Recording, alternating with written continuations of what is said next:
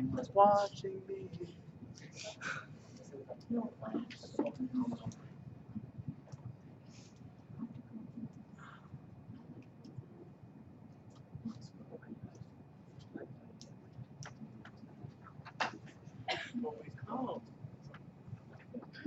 All right, welcome back. We are going to be talking about the communication model in a rhetorical situation today. Usually I do these as two separate lessons, but I'm going to have that going both today since we won't be meeting on Thursday. So it's going to be a little bit of a theory-heavy day, and that's okay. But these are really important concepts for you to be thinking of as you craft your speeches. This is what the communication process looks like. The communication model is more of a social science kind of approach to communication, so thinking of the act of communication as more of a science than an art.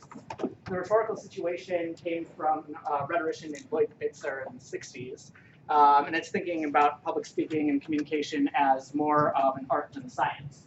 So we're going to start off with the communication model. You should have read the handout for that, so you probably have a pretty good sense of this.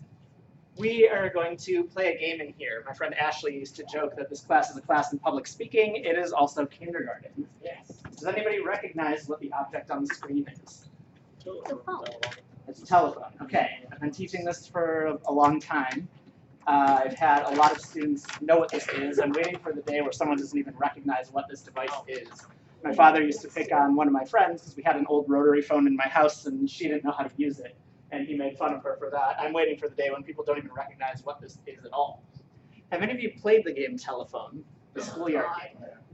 Tell me the rules of Telephone. How does it work? We're going to play a game here. We'll see how it goes.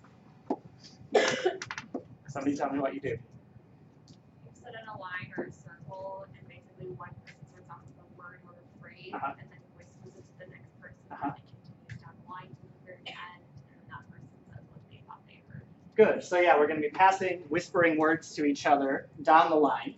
And I'm going to give you a phrase. I'm probably going to give it to Allison. Allison will whisper it to Kaden. We'll go all the way around the room. The last person will repeat it back to me. We'll see if we can get the same phrase that I gave to Allison. And if we don't get it, we'll probably learn some things along the way either way, so it doesn't really matter. But you have one chance. If you don't know what the person just said and you want them to repeat it back to you, you can say the word. You guys didn't play it this way? Operator. If you say the word operator, the person can repeat it back to you once. They can only repeat it back to you one time. Are we clear on what we're doing? All right, I'm going to give Allison the phrase.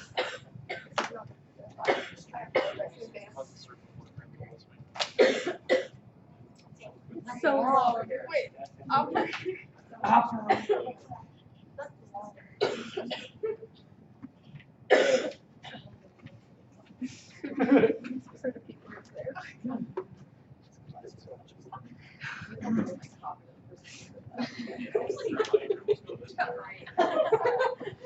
I'm sorry.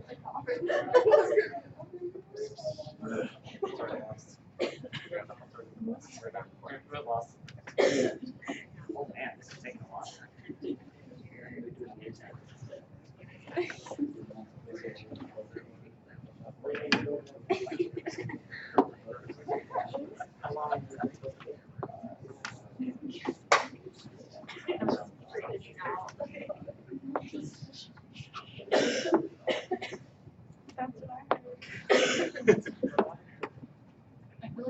It's already. Yeah, it's alright.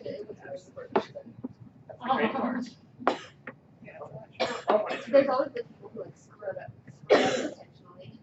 That's true. But I have done that. That's right. Don't. Hi. Oh, maybe you have to say something. Yeah. Yes. Just a minute.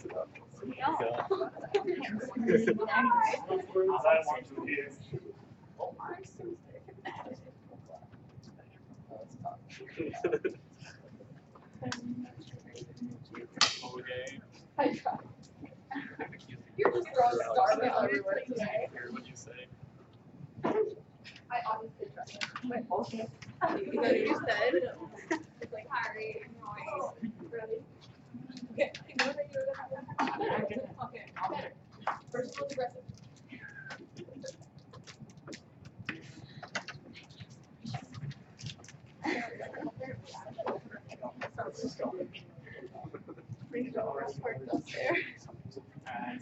way around. That's what it was. What?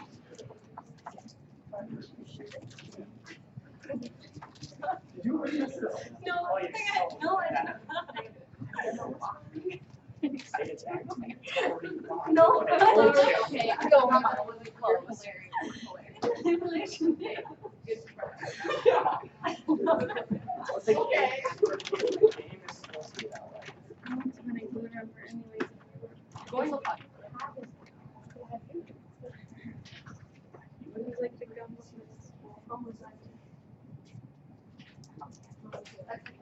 Take it very badly. Oh, still hasn't gotten it. Oh, sign-in sheet. Yeah. Okay. Yes. The old John and Okay.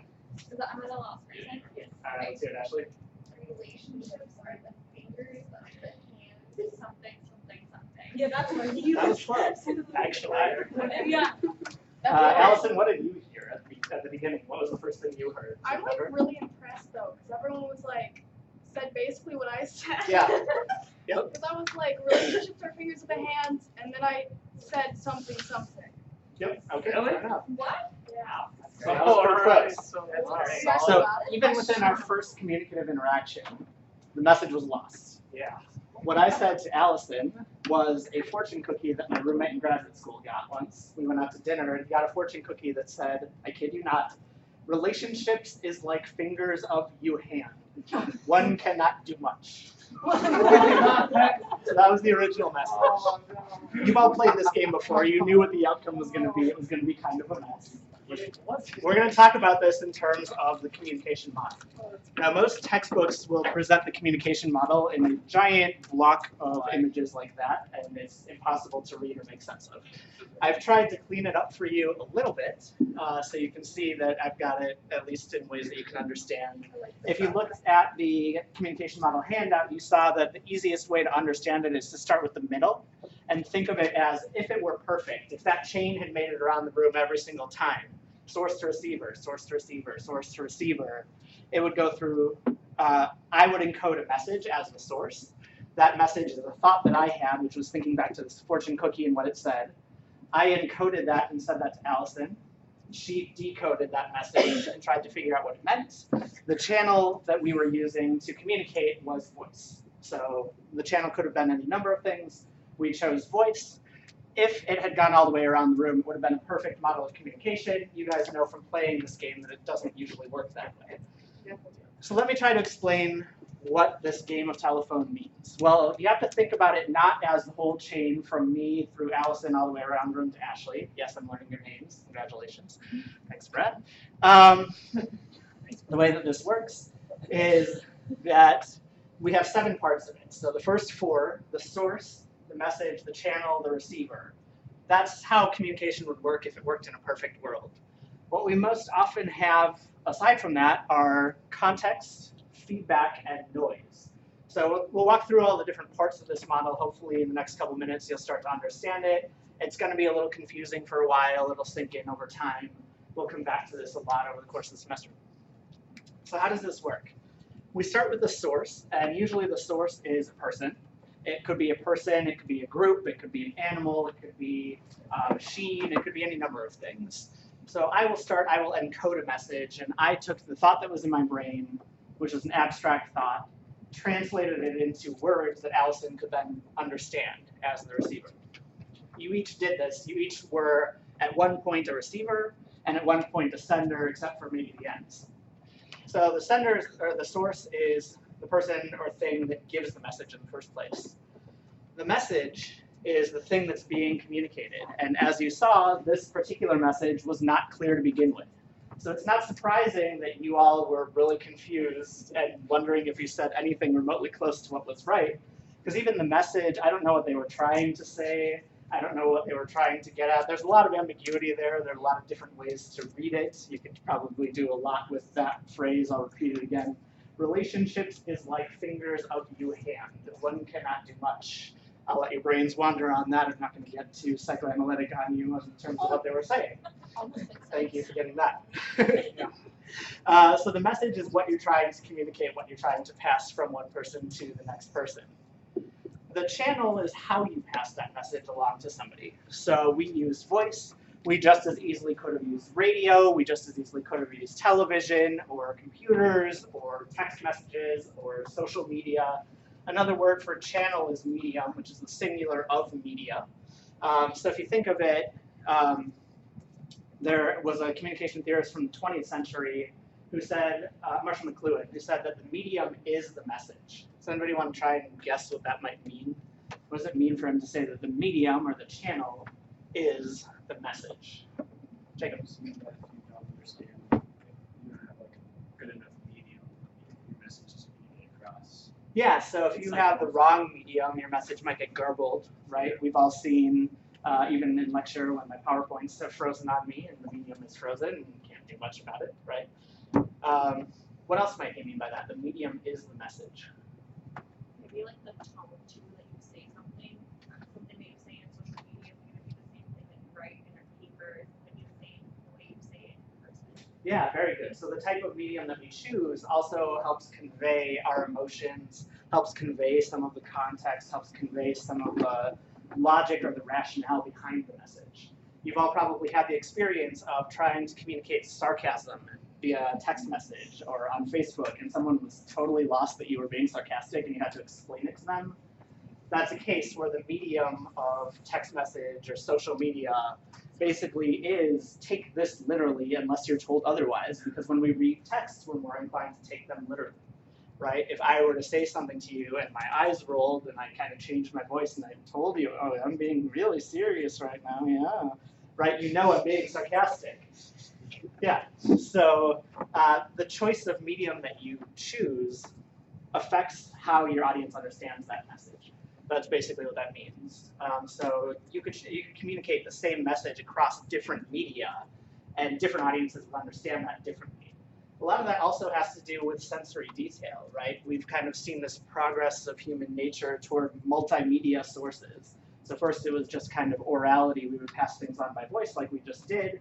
Over time, writing happened, and the invention of writing was a really big deal in history. Over time beyond that, we've gotten to radio, television, and the internet. And if you think anytime you sit down to watch a YouTube video, you're getting a sight, you're getting sound, you're getting text, right? You're getting lots of different things thrown at you.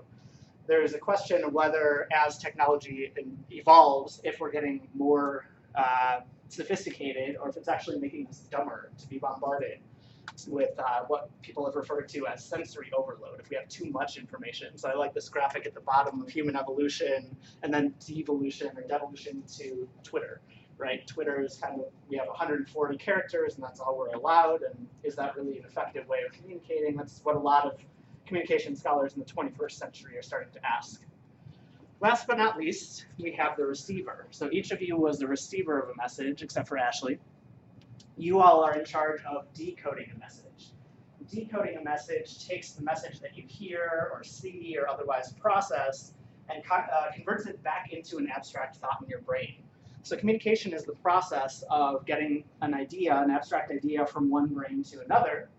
And usually it involves a process of encoding, which is taking the abstract idea and translating it into symbols, and then decoding, taking those symbols and translating them back into our brains. Now, you all know that there are lots of times when this doesn't go as planned and we have meaning that gets lost, and we think we're talking about the same thing, but we're not actually talking about the same thing. So in a perfect linear relationship, it would go source, message, channel, receiver. The problem with that is a lot of how we interpret, how we encode and decode messages has to do with context, right? So one way of thinking about context is if you and I are talking and you're mad about a speech grade that I gave you 2 weeks ago, and we're having a conversation and just trying to explain something to you, you might not be listening to what I'm saying because you're still mad at me about that speech grade, right? That's context. Something that happened before or during or shortly before, sometimes after the speech, can also mess with context. Think about how many times you've had memories that have gone wrong. And you thought you remembered what someone said, and you realized later on you were filtering it by way of another context to something that happened later. So context matters in terms of how we frame messages and how we make sense of them in our brains as well. So the original model would just say, why is it that we can't have this telephone game go all the way around the room? It seems like a really straightforward thing that we should all be able to do. Context is part of that. That part of you have already, part of the context for this is you've already played this game and you kind of know that it's probably not going to work out. So a lot of you probably didn't have a lot of faith in it to begin with. Part of that context is the room that we're sitting in. Part of that context is other stuff that's been happening around this. So another thing that can help or hurt the communication process is feedback. You all, in listening to this game of telephone, had the opportunity to say, I didn't quite understand the message that you were passing on to me. You said that by saying the word operator. If you said the word operator, what you were saying back to the sender or the source is, I didn't quite get that. I didn't quite understand. We have other ways of giving feedback as well. Lots of you will give verbal or nonverbal feedback. Lots of you will give written feedback when you're asked to do things in surveys, right? We have lots of different ways of saying, yes, I got the message, no, I didn't get the message, or I got the message, but I'm not happy about it, right? There's lots of different ways that we can give feedback to people. Each time that a receiver will give feedback, that starts a new communicative interaction. So like each link in the chain here, there's another chance for that source message channel receiver model to go wrong. But it also can be a way to recalibrate that conversation and say, wait, I'm not quite understanding, or wait, you said that, but do you really mean this, right? That's all feedback. Last but not least, one of the things that probably got in the way of our telephone game going around the room is what communication scholars refer to as noise or as interference. This basically means that there was some other distraction that was out there, so it's not even a failure of the people to communicate the message. There's something external or maybe sometimes internal to the source or the receiver that is getting in the way of that message being translated across. So what were some things that might have been interference when we were playing telephone? What were some things that interrupted that message? Lots of people talking, right? Even as I was whispering to Allison, people had already started giggling about whether it was going to work or whether it wasn't going to work. Are there other things that might have been distracting from that message? At one point, I got up and walked around the room and handed out the sign-in sheet to those of you who hadn't yet signed in, right? I was distracted. Some of you were kind of looking around at each other. We had lights. We had other things in here. So there's lots of ways that that could go wrong. So how does this all apply to speeches? Why would you want to know the communication model as someone who's about to give a speech or as someone who's about to listen to a bunch of speeches? What would it help you understand about the speech-making process as opposed to a telephone game?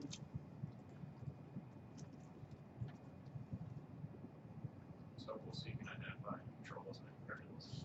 Yeah, there are lots of variables. I've got interference still up here. There's lots of things that can go wrong in your speech. We talked about situational audience analysis this morning, right? Think of all the different ways that people can get distracted sitting in a room and how you're going to control those. Okay, what else?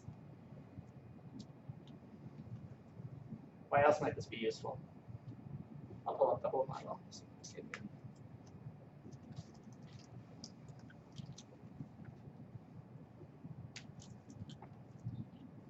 Let's say maybe from the speaker's end of things, what would be helpful to know? If you're trying to get your message across in the speech, what might be useful about this model?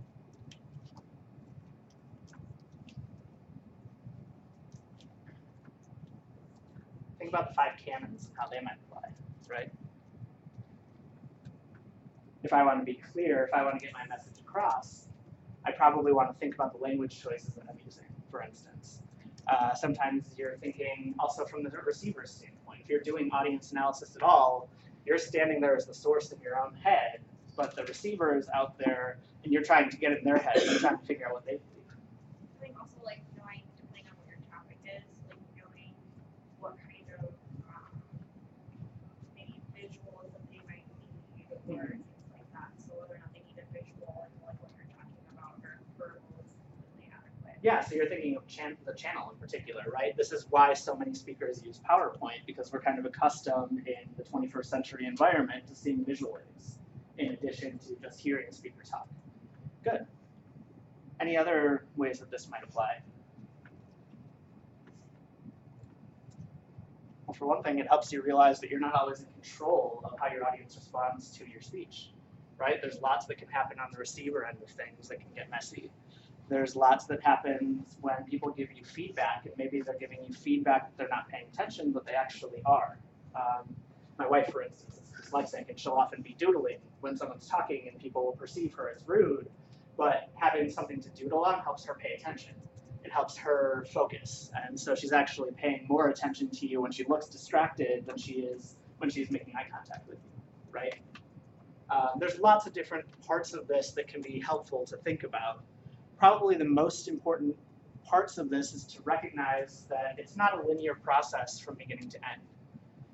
So if we're thinking through the communication model, one of the main questions that comes up with this is the question of where does meaning reside? If I have a message that I'm trying to get across, and I have one way of interpreting it and somebody else has another way of interpreting it, how do we make sense of where it went wrong? Or maybe it didn't even go wrong, right? You've all had opportunities where you have said something and someone got really offended by it, and you're like, no, that wasn't my intent. It doesn't matter what your intent is at that point. What matters is the effect it had on the other person, where you go from there to recalibrate your relationship. In my master's thesis, to give you an ethical example, I was looking at a trial that took place after the Rwandan genocide. This is the second time in human history where someone was tried through an international court. Actually, 3 people were tried through an international court for incitement to genocide. So what happened is there were these 3 media executives in Rwanda. 2 of them ran a newspaper, 2 of them ran a radio station, 1 of them ran a newspaper. And shortly after the president was killed in a plane crash, there was a genocide on the ground. But in the months leading up to that, there were a whole bunch of really derogatory messages directed toward the minority Tutsi ethnic group in Rwanda. And the media executives behind this were really trying to fan the flames of racial tensions and ethnic tensions that were happening in Rwanda. And so they were ultimately tried. All 3 of them were ultimately convicted for incitement to genocide. That is, the words that I gave you in my newspaper and over the radio told people to go up and kill people. And they told them not even just to go up and kill people. They would literally say things over the radio like, there's a group of Tutsis at this location, you know what to do. Go cut the tall trees, right? This is like within a couple hours after this plane crash, there are people on the radio basically telling people to go out there and kill their neighbors. So the question is, who's at fault for this? Is there something such as incitement to genocide? Can I personally convince you to wield a machete to go kill your neighbor? Who is ultimately the one responsible for that act? Is it the source, the ones who are over the radio and making this newspaper? Was it the receiver who was actually wielding machetes? What do you all think? The source of the speaker, right? So the people, is it the fault of the people behind the radio station and the newspaper that the genocide happened? Yeah. Is it the fault of the people who were actually killing the neighbors, who were not these media executives? Media executives were pretty far removed from the killing on the ground. Who do you think is responsible for the ultimate act of about 800,000 people being killed over 100 days?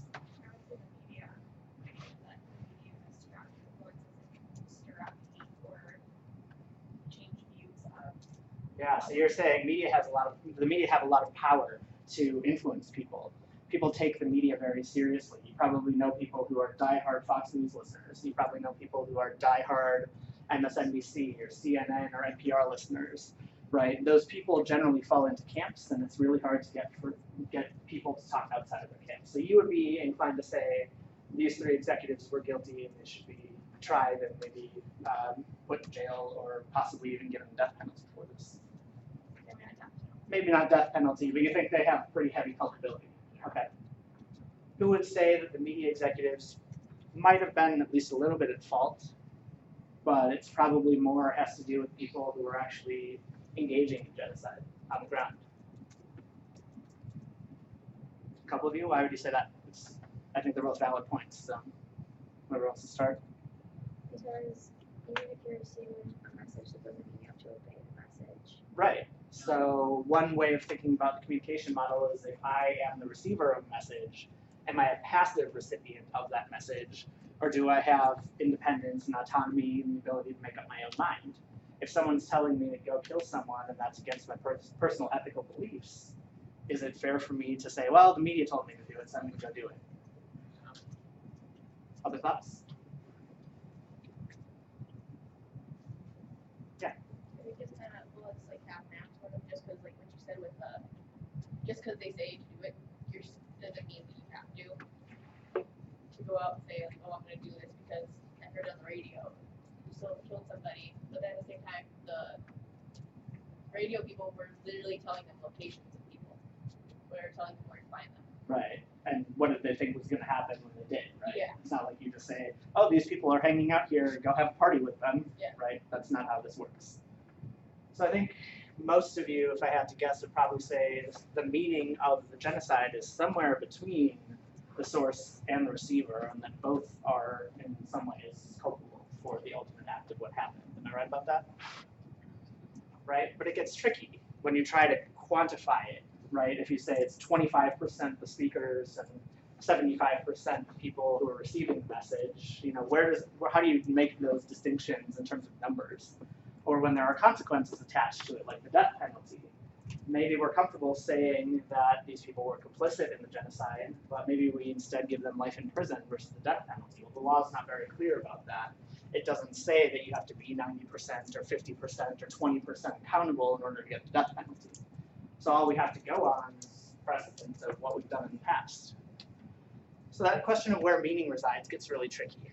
Some of the strengths of the communication model are not the strengths that Shannon and Weaver really had in mind when they started generating it. When they started looking at this basic model of how the communication process works, what they were looking for was to figure out how to make the communication process better and more efficient. What they started to find was there's a lot of things that make it not so good and really inefficient, and that communication as a process is really complicated. So what the model is best for doing is actually diagnosing what happened and what went wrong when there was a miscommunication. Asking yourself, okay, this transaction or this interaction of people didn't quite work out the way that the source intended. So what went wrong here? Was it the fault of the source not being clear? Was it the fault of the receiver misinterpreting? Was it a problem? Was there external distraction or noise that was going on? You've all had autocorrect experiences that have probably been frustrating, most likely with your parents or maybe grandparents, right? Where somebody sent you a text message and like, I don't even know what this is saying. Relationships is like fingers of your hand. One cannot do much. You don't know what to make of it.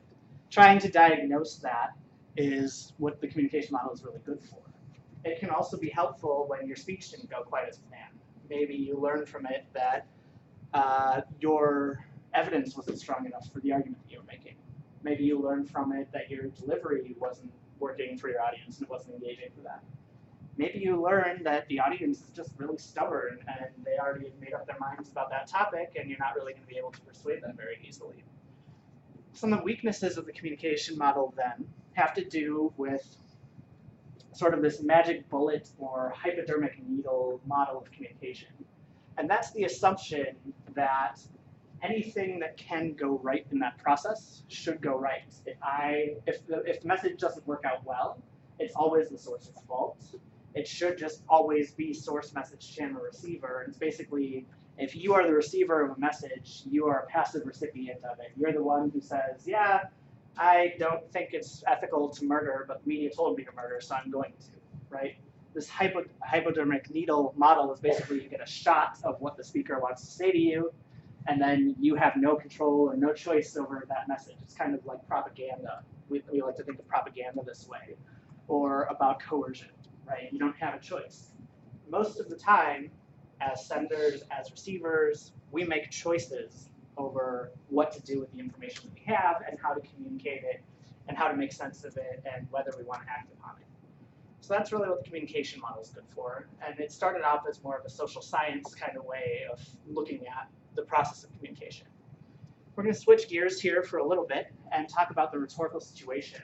This is another way of thinking about the process of communication. This one's more from thinking about communication as an art rather than science. It's more of the model that I'm trained in and the way that I look at your speeches when I sit down to analyze them. So the rhetorical situation comes from rhetorician Lloyd Bitzer. He was a 20th century rhetorician. He recently passed away about a year ago. And basically, he thinks of the communication, thinks of communication and the rhetorical situation in 3 parts. First part is the exigence, and that is kind of like the question to the speech, or the question that your speech is answering. What is the reason that you feel compelled to get up and give this speech in this particular moment? Donald Trump gave a speech this morning at the UN, right? What compelled him to get up and speak in front of the UN? What does a president say when we're about to go to war with, or when we've been attacked on Pearl Harbor, or when there's the Cuban Missile Crisis? There's something that the speaker is responding to. The way that Bitzer talks about it is an imperfection marked by urgency, which basically means there's some kind of problem, and it's a problem that can't wait. We have to address it right now. And you have to think through your reasoning for why you would give the speech in order to figure out what you want to say. So your exigence is really closely related to your purpose. They're kind of like that question and answer relationship. The exigence is more like the question, the purpose is more like the answer. Why are you giving this speech in the first place? What are you trying to address? The audience for Bitzer is not just the audience of who's in the room, but if it's a problem that needs to be fixed, and a problem that needs to be fixed quickly, it's one that can do something about the problem. The audience has some ability to do something to change the problem. In that situation, there are also constraints, right? There are things that are beyond the speaker's control that limit what they can say or do and how they say or do it. So for Bitzer, the whole goal is to figure out kind of problem solving. How do you fix this problem in a way that addresses your exigence, but works around the constraints that you can't get around, right? There are certain things that you can't change when nuclear war is imminent, but there are ways of talking about nuclear war that may be more or less effective. That's really what he's getting at here. Part of what is really important for Bitzer is this idea of a fitting response. So if I have an exigence, if I have a problem that I want to solve right away, he thinks that there is a knowable, fitting response out there that I can figure out in advance, based on what the problem is, how to solve it. And there's usually one right response and a whole bunch of wrong responses. It's kind of like a single-minded way of looking at things. That it's very, there's one right way to do things, and there's a bunch of wrong ways to do it. Related to that is the Greek term kairos. Kairos was a Greek god. Kairos is a sense of time as well. In Greek culture, they had 2 senses of time. One was a linear chronological time, past, present, future. That was a horizontal kind of time. They also had a concept of vertical time. That's kairos. This is what you experience when you leave a room. You're in a heated argument. Somebody just said something. You found it really insulting. And then 3 hours later, you're like, oh, I should have said that instead. Or you're starting to tell a joke, and then you forget the punchline, and you can't remember it. You have to come back to it, and by the time you remember it, people are out of the room already, right? Kairos is a very specific right moment in which to give your speech. If you give your speech at the wrong time, if you give it too early, it's a problem. If you give it too late, it's a problem. That's kind of what you want to be thinking about, is when is the right time to say this thing. You also probably plan out if you're going to have a controversial fight with a close friend or a significant other or one of your parents. You probably figure out there are good times to ask them for something and not so good times to ask them for something, right? That all has to do with this idea of kairos, getting the speech out at the right time. A lot of critics of Bitzer have said there isn't really a perfect moment, or there isn't really a fitting response to an exigence. So you have to, rather than trying to guess a priori what the best response is, you kind of have to look at multiple options and weigh those options and then think, what's the best available option? There might not be a right and wrong. There's usually a better or worse. So that's what you're dealing with there. Like the communication model, a lot of critics of Bitzer have also said that context matters, right? How big the threat is, how urgent the problem is. All of those factors of time and place and culture still matter for Bitzer in this rhetorical situation as well. So communication is always context bound. Most of the time, communication scholars, when they write, talk about a text within a context, and they usually have to look at both and the relationship between both. But the hope is that the context shapes the text, and the text also can shape or reshape the context. If I give a really good speech, people might change their minds and maybe they start doing something differently and we solve a national problem. Closely related, both of these are pretty audience-centered. They, rather than focusing heavily on the source or the speaker, the rhetorical situation in particular addresses audience as one of its three parts: exigent, audience, constraints. So in any case, what you're always trying to aim for is that audience-centered mentality. So let's think through an example or two here. Let's say you want to give a speech. You attend a school in the South, and the school doesn't have a good recycling program. Recycling is something that you really care about, but you recognize that your classmates probably don't care all that much about recycling, and the closest recycling center is the next town over. You don't even have a recycling center in your town. But you want to give a speech about why it's important to recycle. What are some ways that you could think about that using the rhetorical situation? So first, what is your exigence? What's the reason to give this in the first place? What's your rationale for wanting to talk about recycling if you care about it? Save the planet. Okay, so we want to try to save the planet, or maybe we don't like waste, right? Okay, how would you establish that exigence? Maybe somebody else. How would you let your audience know that it's important to do that? Maybe like talk about how like while it might not be the effects that you see in that town in particular, there's other parts of the world where you can see like less effects to waste. Yeah, so maybe the environmental issues aren't a big deal in North Dakota or rural Arkansas. They're a bigger deal in Chicago or New York City or Little Rock, right? Okay. Who's in your audience? What do you know about the people in your audience? It's not just who's physically there, but again, trying to do some demographic or psychographic audience analysis. What do you know about your audience if you're at a school in the South and that they don't already have a recycling program? They don't really care. A lot of people in town probably don't see this as a big deal. They probably don't buy that your exigence is an important or urgent exigence. So they probably don't really care about it. Okay? What else might you know about them that might be useful to you?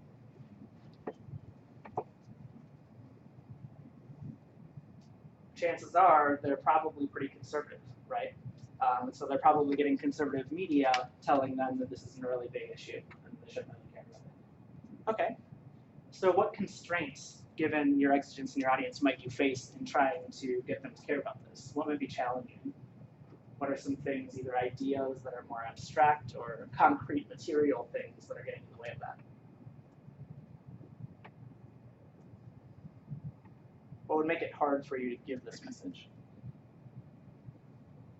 Yeah. I guess maybe try to bring up like global warming as an aspect of it, they're probably not gonna want to listen to you about it. Okay, so if they don't believe that your exigence is an exigence, then they don't care. If they don't see the problem as a problem, they're not going to do anything about it. What else might be a problem? I told you that the only recycling plant is not even in your town, it's in the next town over. So there's logistical issues there as well. If you were to try to make this speech, do you have any strategies for how to do it in a way that would maybe resonate a little bit better with that audience? Or do you just spin your hands and say, I'm not touching this one, I'm going to choose another topic? You can also do this stuff, like show pictures of like cute animals with beer cans. Sure. Right, we've all seen Sarah McLachlan commercials with the sass puppies. If we do something like that with, children in India playing in polluted rivers. Yeah. And like maybe like setting up a solution for if it is outside of the town, like setting up like a method that can be implemented in the town to make it transport. Yeah, so if you know the logistics are a problem, you probably want to address the logistics in your speech and say, part of why this is a problem is because nobody's done anything to fix the logistical issues along the way, but I've already thought of a plan for that, and here's how I'm going to pay for it. It's much more convincing. Good. What else? Yeah. Yeah, make it a local concrete issue, right? This is something that you all should care about. You might not think it's going to matter now, but maybe 10 years from now it will if we engage in other waste practices, right? I had a student come to me who really was passionate about this when I lived in Central Texas. And she was ready to switch topics and didn't want to do it. And I said, there's another angle to this that you're not thinking of. And that is the fact that most of your audience is conservative. And part of the basic definition of conservatism is you don't like waste, right? You don't want to spend money on resources that you're not going to use. You don't want to have a whole bunch of things that you don't need. It's really trying to live your life in accordance with minimalism, right? And so if you talk about how most of you identify as conservative and environmentalism isn't necessarily considered conservative in the way we talk about it in the United States, maybe you can reframe it and redefine what conservatism looks like to talk about it in environmental ways, right? So there's lots of different ways to rethink your topic. Again, it's not about finding the right answer. It's more about finding the better or the worse. Another way of thinking about this is if you wanted to tell your parents to get your tongue pierced. You want to get your tongue pierced. This is a story I heard from a middle school teacher of mine whose son had recently decided that he wanted to have his tongue pierced. He did basically Bitzer's audience analysis using the rhetorical situation, tried to figure out how he was going to convince his parents to do this. Well, what did he do? He decided, well, I know my parents are concerned about the safety aspects of it. I know that my parents are concerned about whether or not I'm going to be able to get a job. They're going to be concerned about whether or not it's safe. They're going to be concerned about whether I will be able to find a partner, or whether I'll be able to find friends, or people will dismiss me automatically if I have my tongue pierced. And this kid who was like 16 did all this research and found out, okay, what are common objections that parents say when kids say that they want to have their tongue pierced? He actually persuaded his mother and father to get his tongue pierced, and then a few years later, as teenagers do, decided to have it taken out. But at the time, they were really impressed that their 16 or 17-year-old son decided he wanted to do this, and spent a year and a half or 2 years researching it to convince them it was okay. So there's lots of ways that you can use the rhetorical situation to your advantage. When we're thinking about strengths and weaknesses of the rhetorical situation, then another one that is pretty common across both models is both of them really think critically about this idea of context. It's not just the speech that you're giving, it's not just the message you're trying to convey, it's who you're trying to reach and what's going on with the people around you that you're trying to reach. What's happening in time, in place, in politics, what's kind of the nature of the situation surrounding our event. Additionally, it's again a very audience-focused mindset.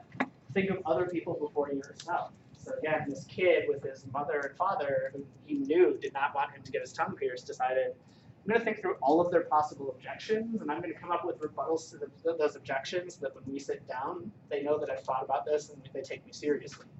I have to think through things from their perspective before I can articulate my own. Another thing that's really helpful about the rhetorical situation is it helps to indicate that rhetoric and communication, we like to think of them both as very persuasive. We like to think of everyone as very manipulative and very manipulable. That if I just engage in the right kinds of persuasive speech, that you'll all be persuaded, you'll go home, and you'll do exactly what I tell you to do. This is a concern about indoctrination, right? Or the concern about propaganda. There's lots of talk about even me as an educator, not me personally, but educators in the university system, and how manipulable children are, or not children, right? You guys are all adults. I don't think of you that way, right? There's a lot of talk that basically says college students are not capable yet of thinking for themselves. That is not the mindset that I take. I give you information, and I let you do with that information as you will. And so one way of recognizing the value of the rhetorical situation is to think through what are the constraints. Well, one of the constraints here is that you're all critical thinkers. You're all adults who are capable of being smart and to challenge authority. So this is kind of similar to the magic bullet or hypodermic needle model of the communication model, right? It's basically presuming that if I just come with the speaker and I give you the right words, you all are going to do as I say, and I can control you like little puppets. Bitzer doesn't see things that way. What are some of the weaknesses of the rhetorical situation then? First is this idea of a fitting response. That really does presume that you can know in advance that there's one right course of action. And most of the time, there's usually 2 or 3 that would be pretty good. Maybe sometimes there is one right answer. But a lot of the situations that we're faced with, we have multiple options, and we have to make trade-offs. You all have made decisions over whether to come to UND or maybe to go to another university, right? Your lives could have been better at another university. They could have been better here. The only way of knowing is to try it out, right? You make decisions all the time, but we don't know in advance what the future has to tell us. And it's really easy to think okay, I made this decision, it must have been the right decision, and then to look backwards and say that was clearly the wrong decision. It's not so easy to do that predicting what's going to happen moving forward. So it's really easy to kind of do a post hoc rationalization of what it is that you wanted to decide on. You make the decision and then later justify to yourself that that was the fitting response. In either case, both of these models really project a complex understanding of communication. Neither one is simple, neither one is linear. I think it would be a good exercise for you to sit with a Venn diagram actually and try to understand where the similarities and differences are in these two models. But what it means for speaking is that you have to think very critically about all kinds of things, and probably most importantly, the context in your audience, in order to try and make sense of your speech and how it's going to affect your audience. So I'll leave you with that. See you all next week.